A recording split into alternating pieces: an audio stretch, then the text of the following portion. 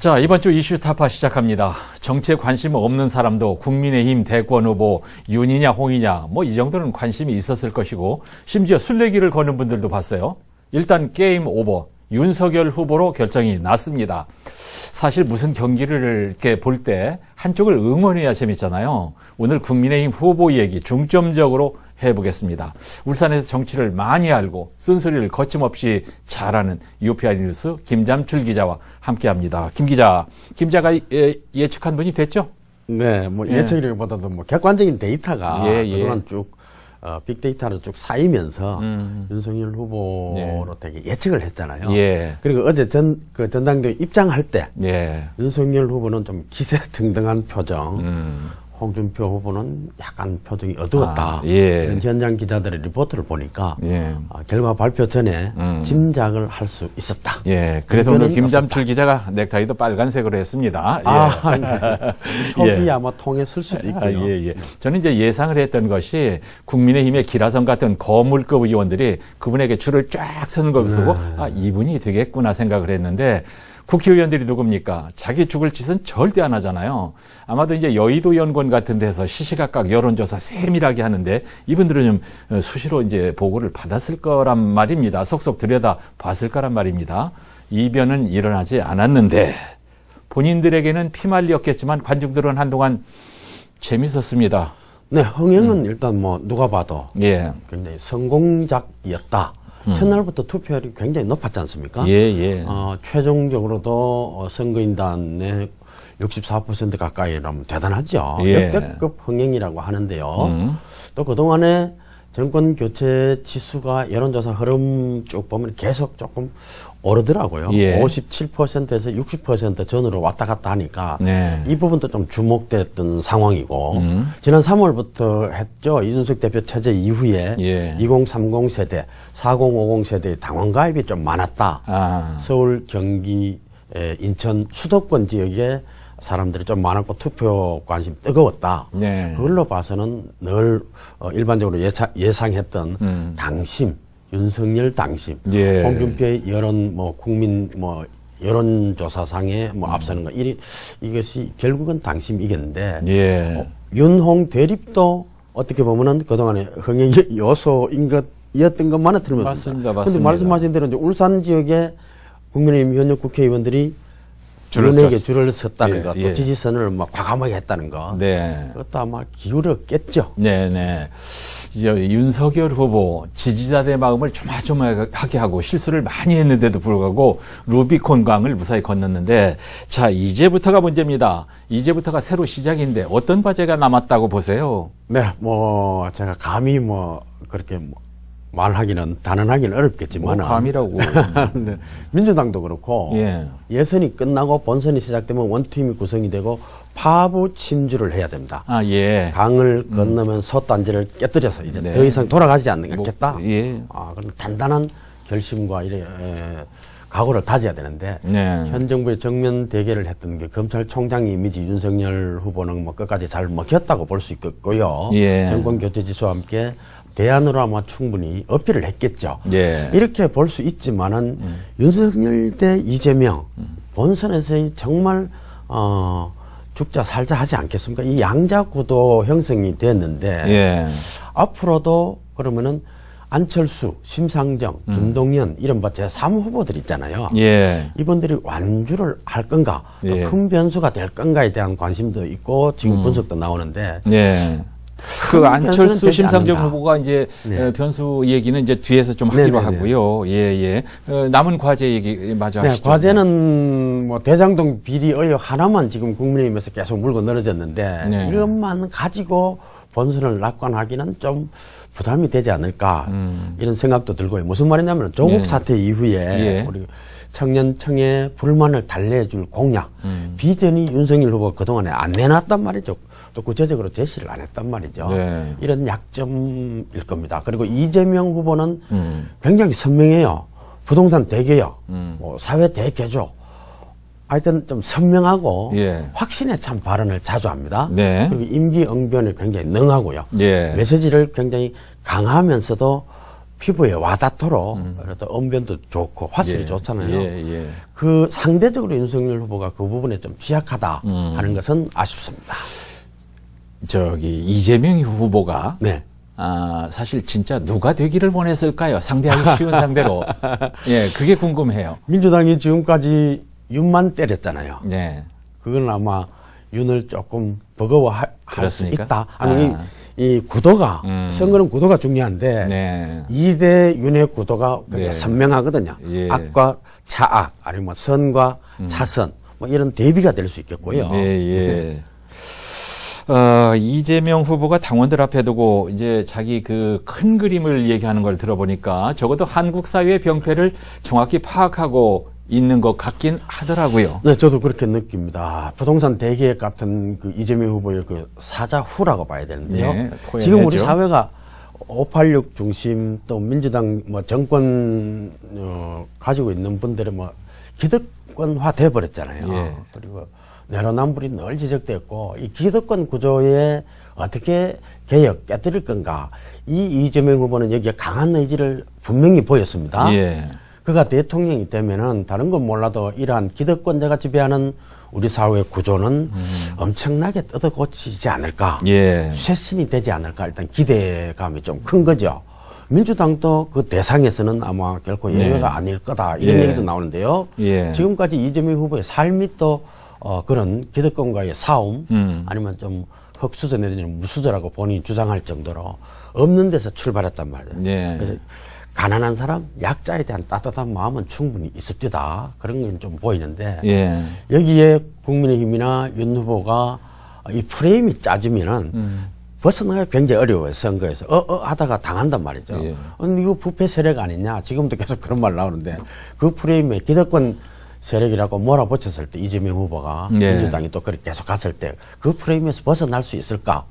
많은 국민들이 이러한 이재명의 장점 충분히 기대를 하고 있지 않을까 이런 생각도 듭니다. 이제 이재명 후보에 비해서 윤석열 후보가 개혁 의지가 약하다는 얘기는 아니에요. 물론 그렇습니다.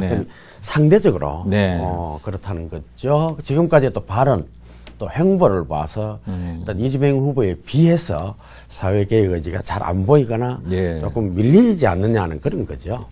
공약 중에서도 지금까지 물론 먼저 뭐 본선에 또 다르겠지만은 어떻게 무엇을 어떻게 개혁하겠다 하는 것이 안 보였단 말이죠. 이거는 보완해야 하면 되겠죠. 이제부터 하면 되고. 우리가 승자 얘기만 하지 말고 패자 얘기도 좀 해야죠. 홍준표 후보 비록 2등했지만 확장성이 놀랍습니다. 맞습니다. 민심의 향배를 잘 읽는 분이구나 하는 것을 충분히 느꼈습니다. 이 성공 여부를 떠나서 정시 100% 확대하겠다.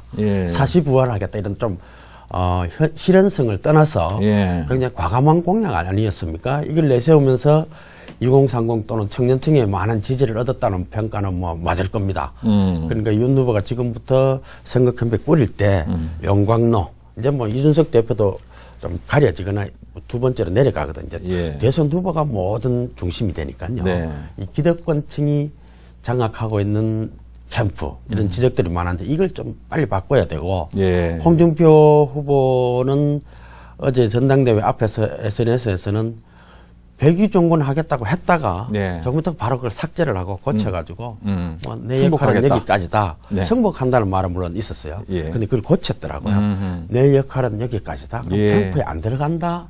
백의종군 안 할 건가 이런 의심을 좀 받았는데 이재명 후보의 장점은 장점대로 인정하고 그보다 더 강한 개혁 의지를 좀 담는 공약을 내세우면 어떨까. 그렇지 않으면은 2대 윤 프레임 싸움에서는 조금 국민의힘이 힘들지 않을까 예상이 됩니다. 그렇긴 하지만 이제 저도 홍준표 후보하고 인터뷰를 여러 번 서너 차례 했는데 상당히 쿨한 면이 있어요. 맞습니다. 경상도 남자 스타일이죠. 그렇습니다. 잘할 거라고 보고요. 울산과 인연이 있으니까 좀 아쉬운 점도 있습니다. 울산 분들은. 이제 앞에서 잠시 미룬 얘기.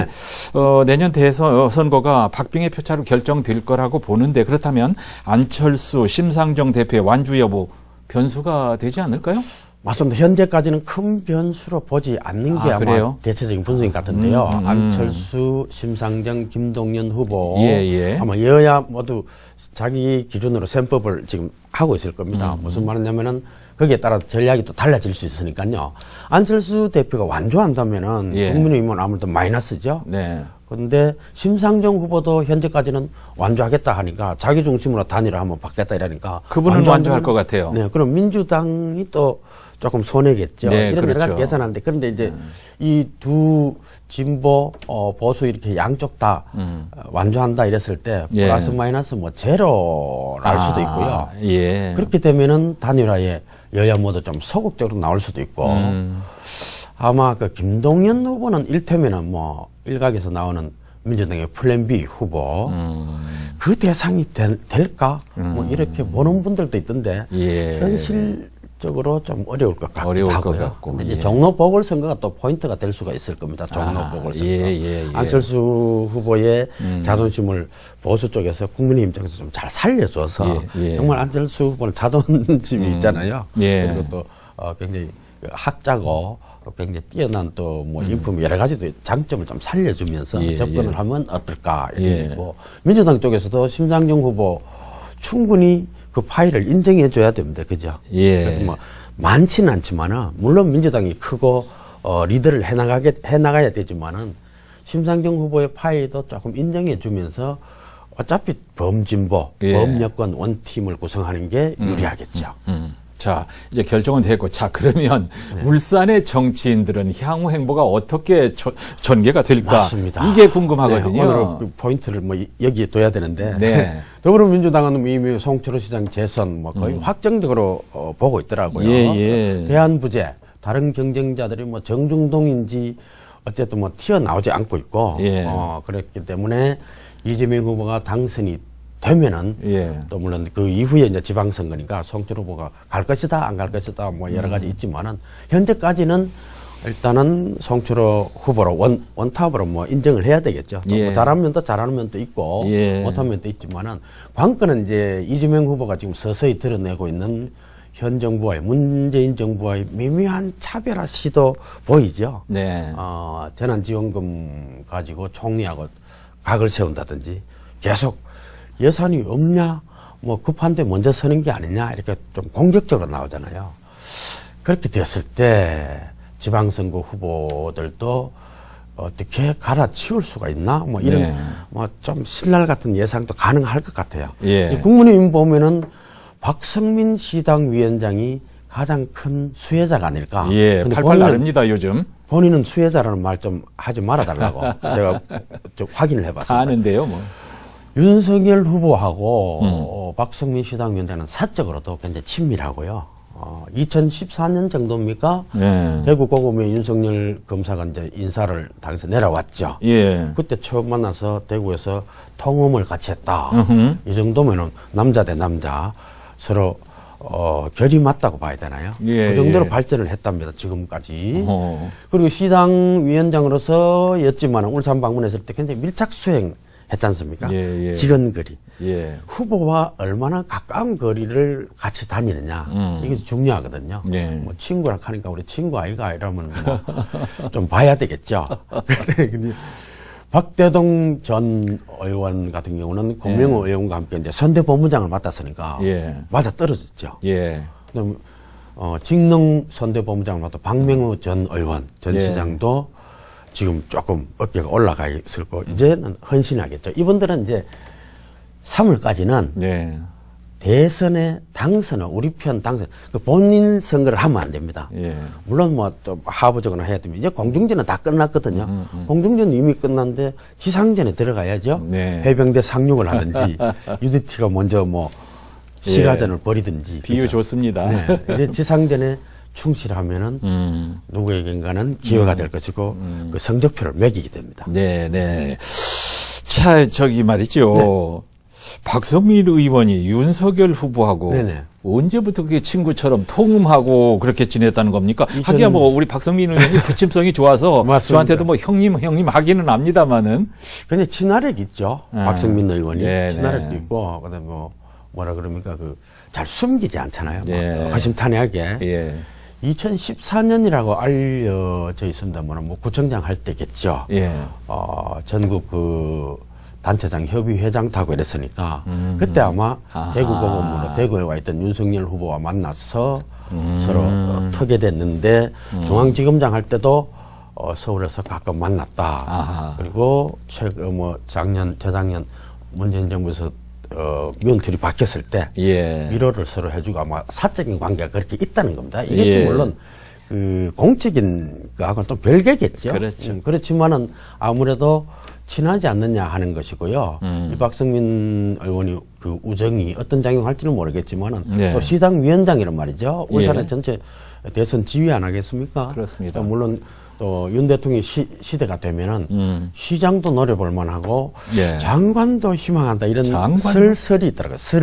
설입니다. 이런 해몽이 먼저 나오면 물론 뭐 좋은지 나쁜지는 모르겠는데 그러니까 정치인의 꿈으로 봐야 되겠죠. 우리나라 정치인이 뭐 여의도 이제 캐리어가 쌓이면은 다 장관하고 싶고 또 자기 고향 가서 광역시장 다 하고 싶잖아요. 그래요? 이런 미래의 자리에 관심이 많다는 것은 꼭 나무랄 일은 아니지만은 너무 앞서갔나 하는 지적은 할 수 있을 겁니다. 박성민 의원이 이 방송 안 봤으면 좋겠는데 뭐 시장은 넘볼 수 있지만 장관까지요? 하기엔 뭐 문체부, 국토부, 행안부 자리는 많이 있습니다. 이분이 꿈이 예상외로 좀 큽니다.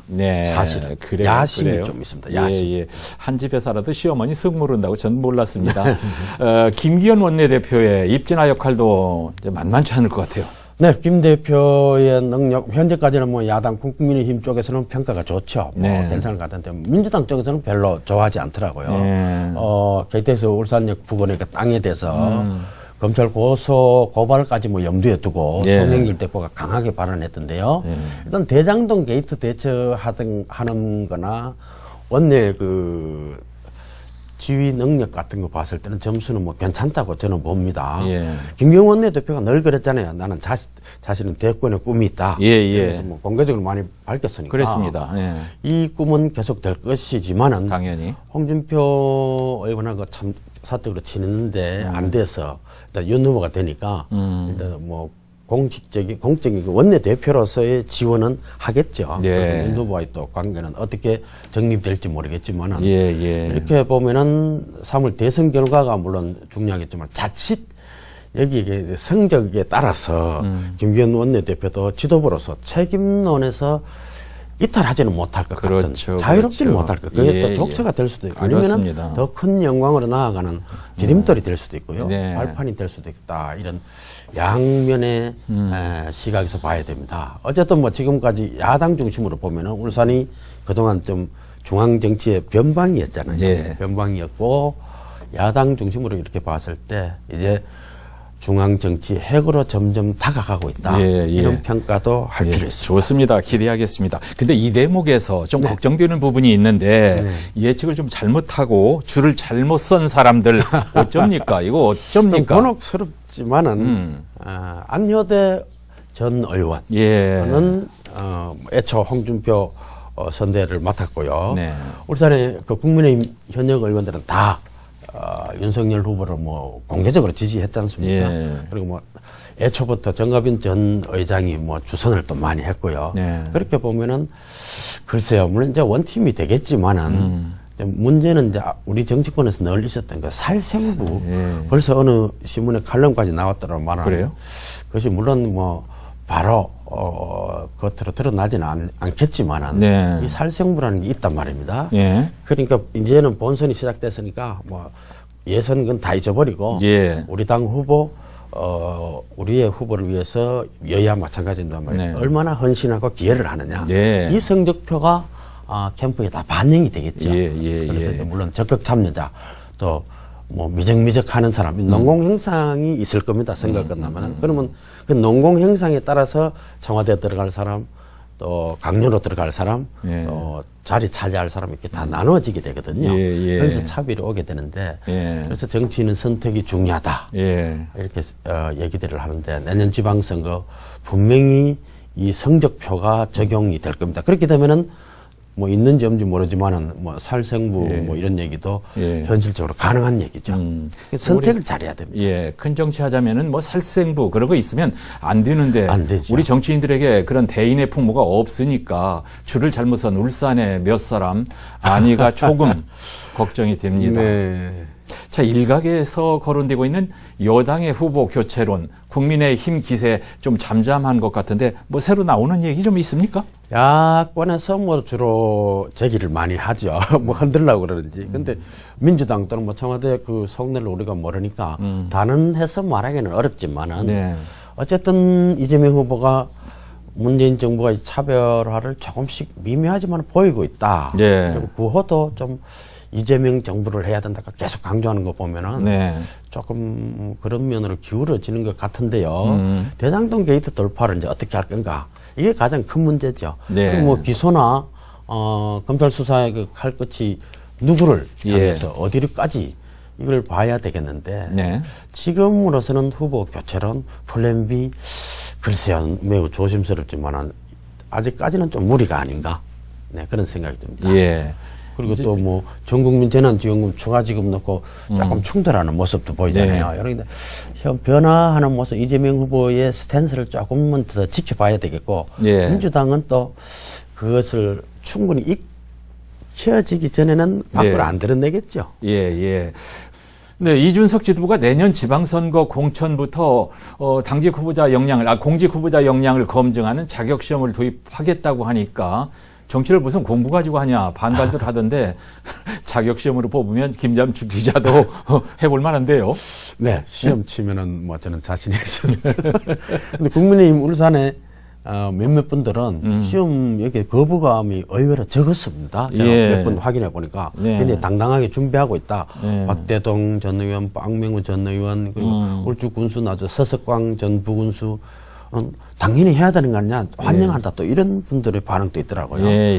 예비 후보들의 마다 물론 입장이 다 다를 수 있는데 울산의 선출직 예비 주자들 이제 각자 개인 중심으로 일단 열공 모드에 들어갔다는 것은 뭐 기사도 나왔습니다만 맞는 것 같습니다. 김득현 전 청장은 남구청장 할 때에 좋았던 거를 계속 회상하면서 리마인드를 하더라고요. 예. 그런 분도 있고 이준석 대표가 지난 6월 그 전당대회 직후에 언급한 자격시험 뭐 예. 이제 호불호가 있을 수는 있지만은 일반적인 여론도 상당 부분 동의하지 않을까? 예. 저는 그렇게 생각합니다. 뭔가 좀 자격이 좀 있어야 되거든요. 일정 부분. 예. 아니, 뭐 이제 공부한다고 하는데, 뭐, 옥동에 학원이 있는 것도 아니고, 무슨 공부를 어떻게 한다는 거죠? 일테면 이런 거죠. 정당법, 지방자치법, 기본이잖아요. 그런 거. 정치자금법, 돈 문제 위험하니까. 또 당헌 당규는 어떻게 돼 있나. 이건 좀 숙지를 해야 되잖아요. 그 정도 기본 소양을 본다는 거일 겁니다. 아마 지금 나오는 걸 봐서는. 그리고 경제, 외교, 국방 같은 시사 현안에 대한 질문도 있겠죠. 이건 충분히 포함이 돼야 되고. 불합격하면은 공천을 안 주냐. 아마 그런 뜻은 아니고요. 일단은 현재까지 파악된 바로는 가점제라는 절충안이 아마 선택될 거다. 가산점은 본인이 얻은 득표수의 최대 30% 넘지 못하도록 하지만은 상당한 점수잖아요. 가산점으로 활용하지 않을까 이렇게 봅니다.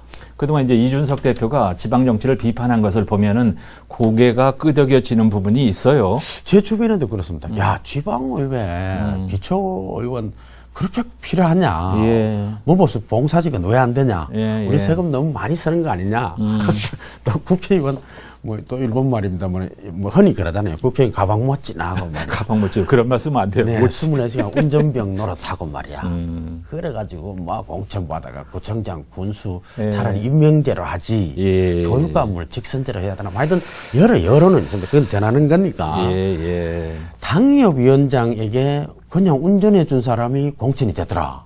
또 매번 식사 장소를 제공하던 식당 사장이 공천을 받더라. 이것은 이준석 대표의 말입니다. 이게 아마 국민들이 맞아 이렇게 또 하는 분들이 있다는 거죠.